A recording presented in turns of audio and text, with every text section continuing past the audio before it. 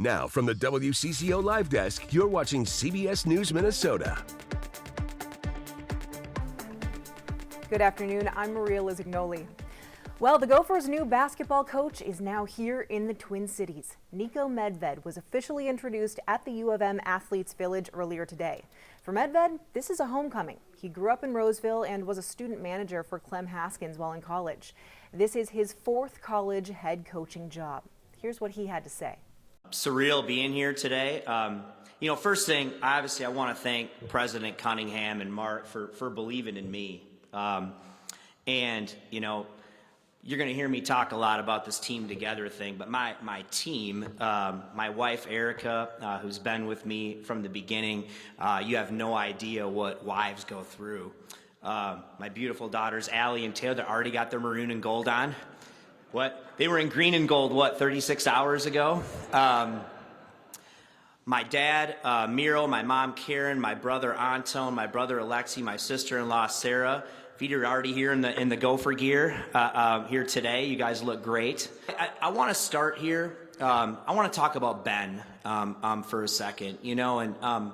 Ben is my friend. I've known Ben forever. He's part of Gopher basketball history. He played here. He poured his heart and soul into this program.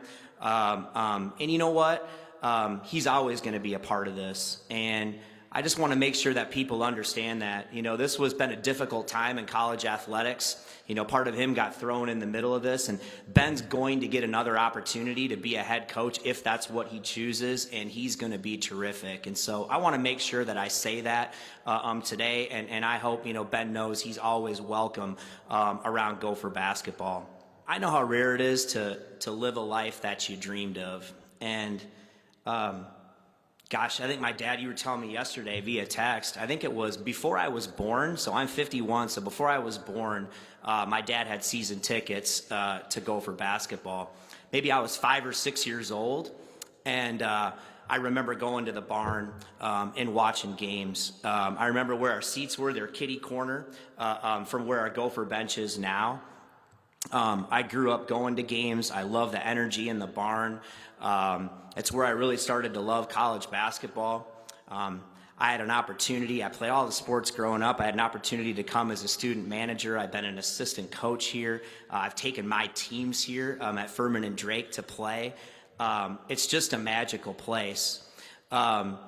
And so, to be back here right now, it just feels surreal. All I wanted was an opportunity to be a Division I head basketball coach, and to see it all come full circle here is just really, really amazing.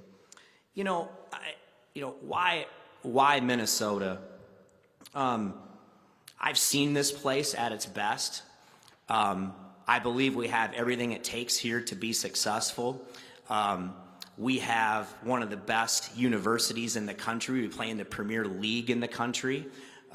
We have, in my opinion, the best community in the Big Ten. We play in a historic venue that, in my opinion, when it's right, is one of the best places to watch a game and be at a game in college basketball. And I just feel like now is the time. We've went through this transition in college athletics, and now is the time more than ever that Minnesota's poised to take the next step forward.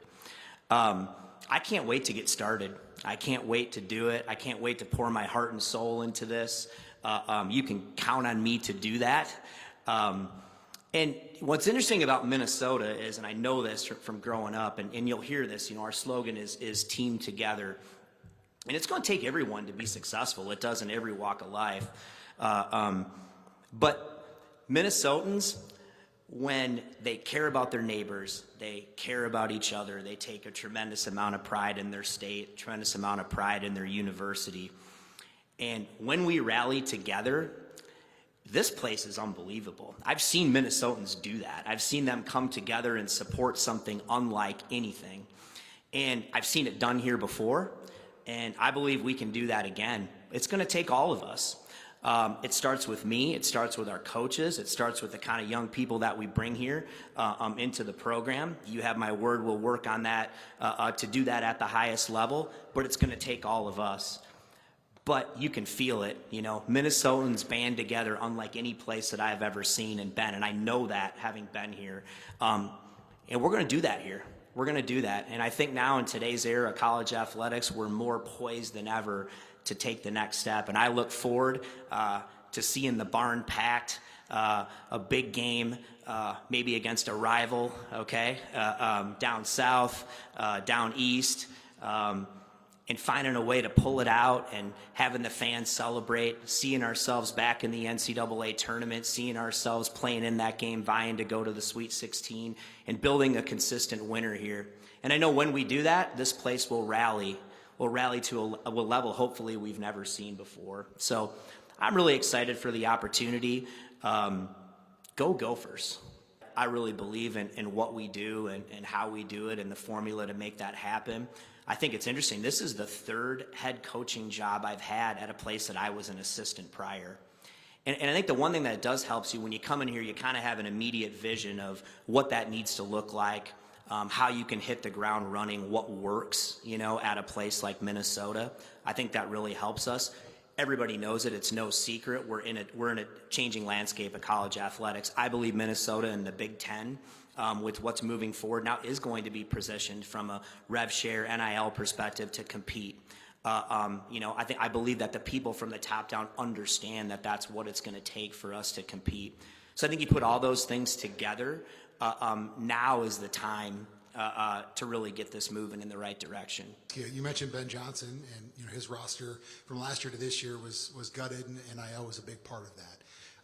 Taking aside revenue share for a second, because that's the floor of what's coming, but NIL is the limitless ceiling here.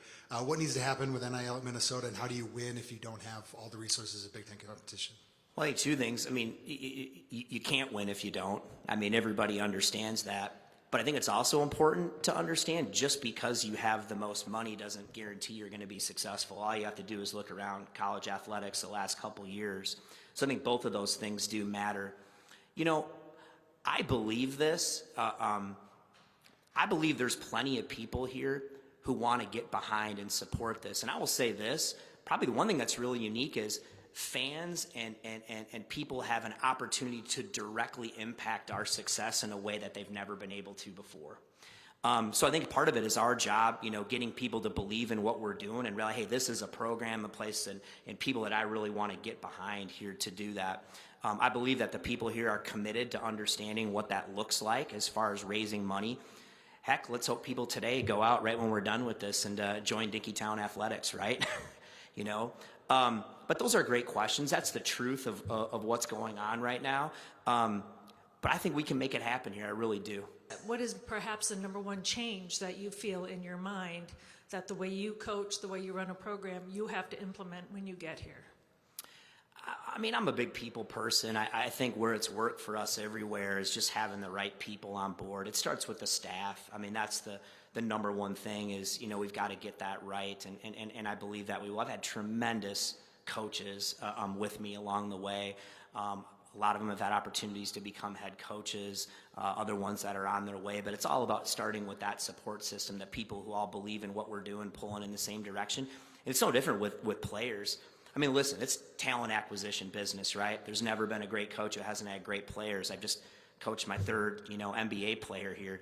But the one thing that's in common about all the guys that we've coached, they're tremendous young men. So they're talented, but they're tremendous young men, and they do want to be part of something bigger than themselves than just, and they learn through that. They get everything they want individually. So I think it's talent, but it's finding the right people. So that's the number one thing we have to do. Obviously, the transfer portal open. Recruiting starts immediately. So staff and recruiting is the number one thing.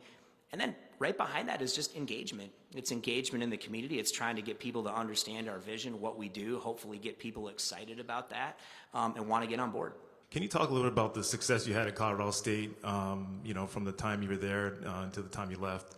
And also the pieces that you had there, do you anticipate maybe, obviously it happens in coaching searches where players might jump from one school to the other, but also the staff that was already here, what you retain, and then also players? Yeah, that's a process. I mean, I can say this, unless he doesn't want to be here, Dave Thorson will have the opportunity to stay with us. He's been with me. We go way back, and so I hope that's what happens. I believe it will. I don't want to put Dave on the spot here, but I think he's all in. Can we count on you, Dave? All right, see where we go. You just heard it here. All right. I will definitely bring, some of my staff with me. Brian Cooley, who is with us, is here today. Joe Deciman is with us, is here today. But, we have to get that working. At Colorado State, again, it started with us. I think we do a great job of player evaluation, player development, finding the right people to start with here. It starts with our current roster. We've got some guys here in our current roster that, love to be a part of this moving forward. And hopefully we get an opportunity to do that here, even starting today. I've already had, conversation that they're going to get excited about that. So it starts there. As far as players, at our other program, I'm not ready to go there yet. You got to understand, guys, I mean, I was in Seattle trying to beat Maryland to go to the Sweet 16, and we lose on a last, and just been an unbelievable season, and 20 hours later, I'm here in Minneapolis. It's the way that the world works today. So I think for those guys, I told every one of them when I talked to them how much I love them, how proud I am of them, and they just need to take a couple of days here to process what happened, to be proud of what they did and enjoy it, because I don't want to take that from them. They've earned that, and so those things are for another day. Could you have imagined when you were packing up to leave after that year here as an assistant that you'd be able to make that call to your parents and say, hey, I'm coming home? No. I mean, if I'm being honest, it's no secret. I mean, they'd tell me, I remember, I dream, man, I just, whatever I could do to be a Division I head coach today would be a dream come true. God, could you ever imagine, being a head coach at Colorado State? We'd been there as an assistant, that came true. And then this was something, of course, I dreamed of, and just to have it become a reality, it hasn't hit me yet. You know what I mean? Really, it hasn't hit me, but it will. But no, I couldn't, but dreams can come true. You know what I mean? That's what life is. And if you really believe in something and you stick with it, and you get the right people who support you, anything can happen. And it's amazing to be standing here today. Obviously, there's so much talk about NIL, but outside of NIL, what other areas of support do you feel that you need, or did you ask Mark Coyle about during your interview process? I believe that everything else we do have here, and some of those things I think you kind of have to get into the big time, the big 30,000 foot view things we have here. I mean, look at this facility. Do you know what I mean? That we have. We're in the Big Ten. I mean, this is the premier, conference in the country. I believe those things. Obviously, I'm connected. You talk to the right people, who are here and have said those things. And I think it also helps me to understand, like you said, Nadine, that I've been here before. I kind of know what this looks like and what works. I think as you maybe get further into it, right, you start, hey, maybe this would be something that we need really to move us to the next level. And listen, I believe Mark and them are committed to doing that. I really do. I mean, I think they know how important it is to get our program up and running. And I'm just excited to see that. When it happens, I just think it's going to be transformative. I'm wondering when you joined the program in the 90s as a manager, if there was like a light bulb moment where you're like, yes, I want to be a head coach. Gosh, it probably started for me when I had an opportunity to work the Nike All-American camp, and Coach Haskins at the time got me in with George Raveling, and getting to kind of spend some time doing that, when look at so many of the people that were working and that were involved with that. And it was maybe around that time where I knew I always wanted to coach, but I'll be honest, growing up, somebody said, hey, you can be the head coach at Roseville High School. You know what I mean? You said, man, that would be awesome to get an opportunity to do that. And then as my career kept going, I kept dreaming bigger and bigger.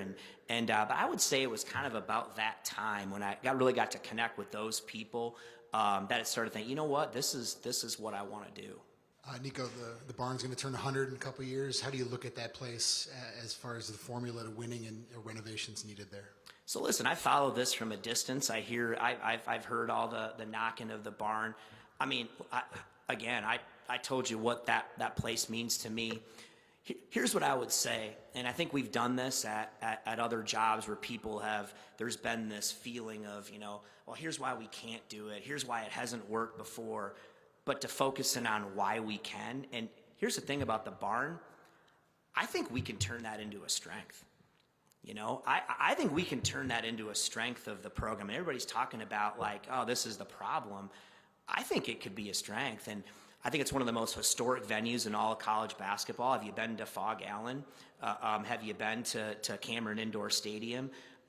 Those places are not, Now, sure, down the road, are there enhancements you might have to make and do some things to try to modernize it? Yeah. But I love walking in that. I think when people walk, and you know who've all been there before, when that place is packed, there's a certain energy in there that's different. You're on the stage than anywhere you go. There's ghosts in Williams Arena. Do you know what I mean? In a good way, And so I just think that I look at it, I want that to be a strength of our program, is that, man, we got to go play in the barn tonight. You ain't getting out of the barn alive, And that's going to take time, but I look at it that way.